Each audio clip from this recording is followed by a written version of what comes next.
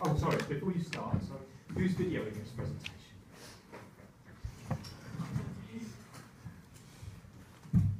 So, we are the group one, and we are Callan and Marie. We have about Primark and Woolworth. So just a bit of an introduction to the two companies. Primark is a high street retailer who specialise in budget clothing. Their first store was opened in Dublin in 1969 by American Frank Woolley. Their first English store opened in 1973 in Derby. By 2006, they branched out further into Europe, into Madrid in Spain. And as of 2015, they have over 161 stores in the UK. At their opening, it was quite special because it's an American owner. He decided to stick with American tradition, and there were fireworks, a live orchestra, and no one was allowed to buy anything on the first day, as it was tradition in America. So as of 2015, it was over 161 stores in the UK. Primark was listed as on the London Stock Exchange in 2001. Sorry, I'm talking about Primark, and we are reading on Woolworth. Sorry, could you come back there? Yeah, sorry. This is their Oxford Street store, and if you see, even though they're branded as a cheap clothing company, they still like to be stylish. And they've included over 2.9 million individual LEDs here, which is quite amazing considering how cheap they could sell. Sorry, I actually missed up my slides there a little bit, so I'm just going to talk about Woolworths for a second. Woolworths went into administration on the 26th of November 2008, and their share trading was suspended due to a national recession, among other factors, which we'll cover in a bit. All their stores were closed over a 2-week period from December 2008 to January 2009, and their parent company, Woolworths Group, was later went into administration as well, as they couldn't pay their bills. Gordon Brown, when he was asked about why he wouldn't bail them out, said that he deemed them financially unviable. Okay, now we're going to talk a little bit about the strategies. So I'm going to start with Primark. As Matt mentioned, the first store opened in the UK in 1973. They capitalized on fast fashion trends and cheap clothes. They snapped up stores from other chains, and with big stores, cheap clothes, they managed to get high sales. They have expanded more and more throughout the years, and in 2005 they took up Littlewoods.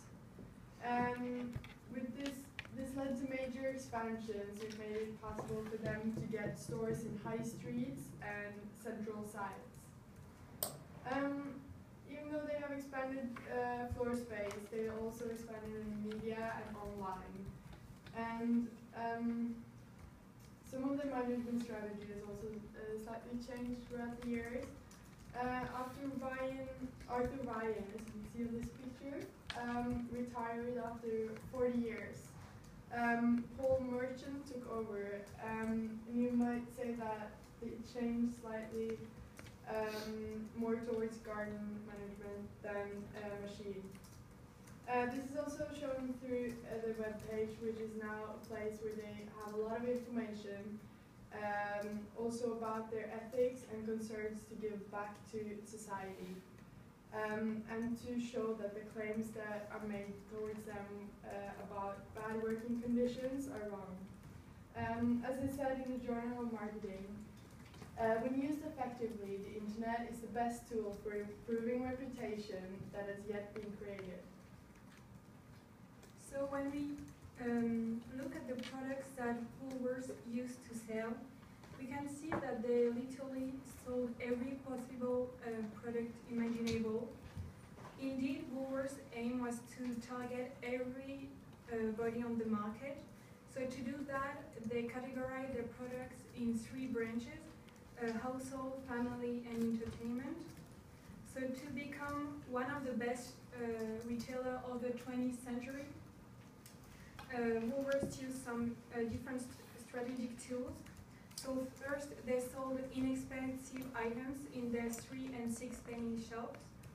So it was a big success from the beginning, and it resulted in the late 70s with more than 1,000 branches across the United Kingdom.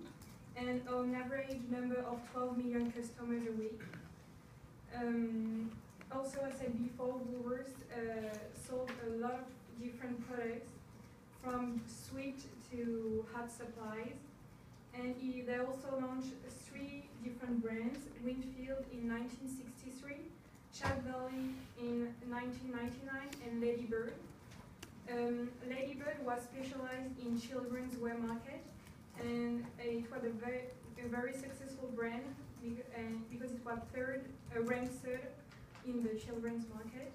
And finally, Woolworth was a brand that used very well the tool of advertising. So in 1931, they launched catalogs and newsprint that were very successful. The English one contained tips about how to use their products and advertisements about their products. They also used the media, which is really smart. So for example, they did a very good use of the radio, which is good for advertising because of the out-of-home audience, the low unit and production cost, and the geographic flexibility. And they also used outdoor media such as tramways, which in advertising is a strength because it's repetitive, it's not too expensive, and it's flexible. And then I'll talk about the comparative importance of the two firms. The main concepts of Woolworth's volume can be divided into 3 parts. First, the growing competitors such as Tesco, Poundland, and Argos attracted lots of customers. Second, Woolworth's market share declined rapidly because the market share in the industry got divided a great deal. Third, the investment of technology was quite poor. They didn't take the correct decisions in marketing management. The advertising, information collection, and online shopping was not competitive. On the other hand, causes of Primark success can be divided into 4 aspects. The design of product is attractive, but there is no expensive advertising invest. The lowest price on high street is another advantage. This is the most important point to solicit different levels of customer. And overseas suppliers such as India, China, Turkey provide a quite low cost of sales.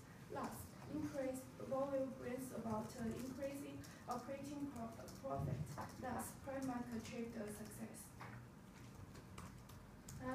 So then we do the SWOT analysis of Primark, and some of the strengths of Primark is that there are more than 270 stores across 9 countries. They also manage to offer high fashion for low prices. They also create lots of jobs with more than 51,000 employees in total. They're also an ethical company, and they have a high market share. Some of their weaknesses is also the ethics or the claims about the working conditions. One other one is that they don't advertise. This means that they might not reach out to all their possible customers, but it also keeps the price low.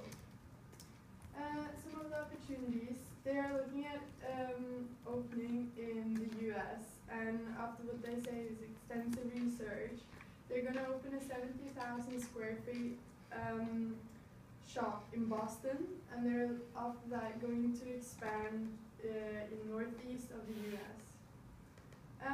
Another opportunity is also the competition, which might get Primark to work even better as a company. Primark's goal is to be profitable and sustainable, and they're doing this by polishing and promoting their own way of working. Some threats is obviously other retailers like New York, H&M, Next, Asda, and Zara. Also external forces in the way that we change the way we're living all the time. We also did one on Woolworth before they died. So one of the strengths is that they were a well-known and big company in the UK. They had various subsidiaries, which meant that people could go in and get whatever they needed in one place. Some of the weaknesses, they failed to sustain their competitive advantage when other retailers came into the competition.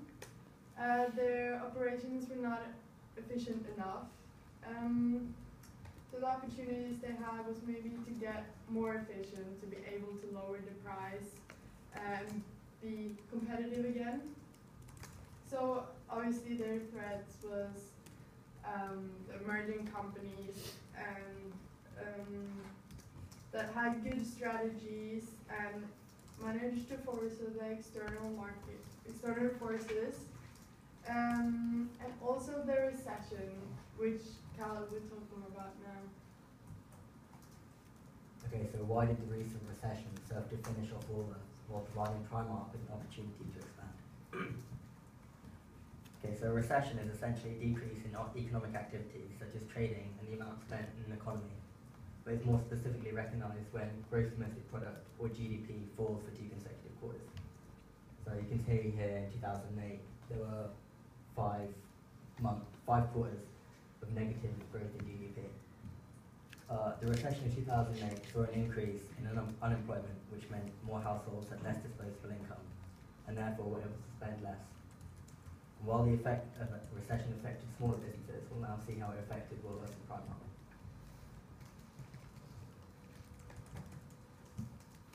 The effect of the recession on an already debt-ridden Woolworths meant that it went into administration in 2008 and eventually shut down. However, there are many factors involved in its downfall.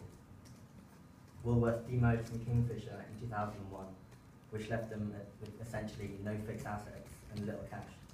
Also left them locked into lease agreements that rose 2.5% every year, therefore leading to an increase in expenses, and due to the high number of landlords, negotiation was extremely difficult. As a result, rent bills soared from 70 million to 160 million over a 10-year period. Woolworth's increase in competition from other high street stores meant it was continually losing market share. Since the introduction of stores such as the 99p store and Poundland, people had cheaper places to buy what they could have bought in Woolworths. Even stores like Tesco and other supermarkets started selling similar products, drawing away even a larger amount of their market share. Woolworths were too slow to react to these new threats, and eventually consumers moved to these other stores, as Woolworths was stuck selling low-quality goods for prices that were becoming increasingly uncompetitive. This also leads on to the point that, although Woolworths sold a large variety of products, they had no specific target market, which led to a reduction in sales that Woolworths experienced in 2008. Woolworths credit insurers stopped insuring their supplies due to economic uncertainty. This meant Woolworths had to pay suppliers up front instead of with money after they sold the goods. This caused major cash flow problems for Woolworths, as well as setting them back £200 million and reducing their cash reserves. This is essentially the reason why they went into liquidation. Primark did surprisingly well during the recession. The fall in GDP per capita actually increased their consumer market. This is because as people had less money in their pockets, they weren't able to spend more money on clothing, which is still a necessity, and were forced to buy clothes from cheaper shops such as Primark.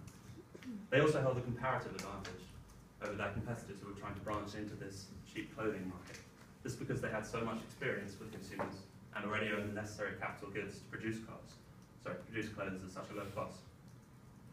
They were also able to keep a high standard of clothing despite such low costs, and this led to the unofficial name Primani, which is a mix of Primark and Armani, the high-end fashion company. Without knowing, their business model was already designed to maximize profit during a recession. This is because, as I said before, consumers were forced to move to them as opposed to other competing companies. The recession drew the consumers' attention away from their ethical situation surrounding Primark, as their financial situation was more important to them than perhaps ethical conundrums surrounding them. This was heavily brought back to light, however, by the BBC programme Panorama, among other reports. This heavily damaged Primark's corporate reputation, and Primark sought to resolve this situation by bypassing the mass media channel and creating a microsite, which is a small website where they go directly to their clients and answer all the questions that they have. In a study on Primark's corporate reputation, it was said that Primark appears to rely on their loyal customers to defend their reputation and to put across their image as a value high street retailer in the social web. In other words, Primark's customers were doing the advertising for them. So now we're going to finish this presentation by talking about the major business lesson that can be learned from the failure of Woolworth and the success of Primark. So from the failure of Woolworth, we can learn several business lessons. So first of all, it is very important for a company to be distinctive. Indeed, Woolworth's management was directionless and had no unique selling proposition. It was selling everything under the roof, but had no product which could place it apart from the crowd. Secondly, it is also very important to be living in your own time. And by that I mean to analyze the trend of the time. So what Woolworths did not realize, did not consider, were the technological advancement, and it made him remain in the past.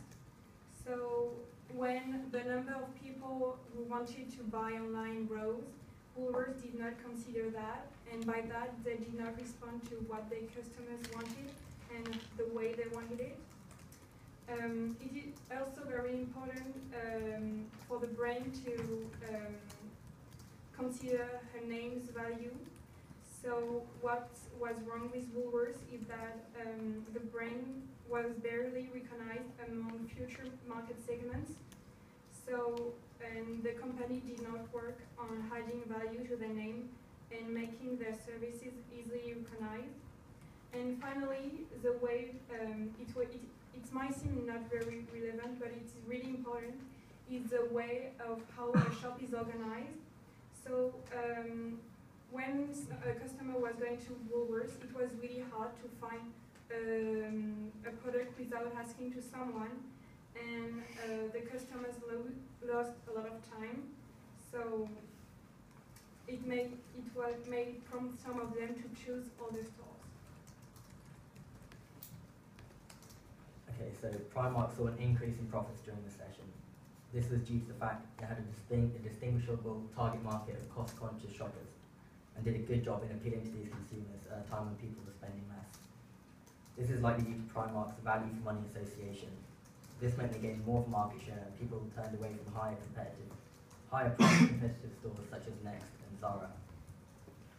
Primark's outsourcing of production meant they incurred low cost of production and could pass this on to the consumer. This allowed them to stay competitive with other clothing businesses in the high street. Primark are well known for their quick design to production to sale times, which can only take a matter of weeks. This helps them stay constant. This helps them constantly keep changing stock and stay current with trends in fashion. This helps them stay relevant to consumers and retain their market share. I'm sorry. So this is our references. It's more here. It's a lot. If you want to use it for further research for exams or something, this is a link to our references instead, because it's just a lot to read. So yeah, you can copy it down if you want.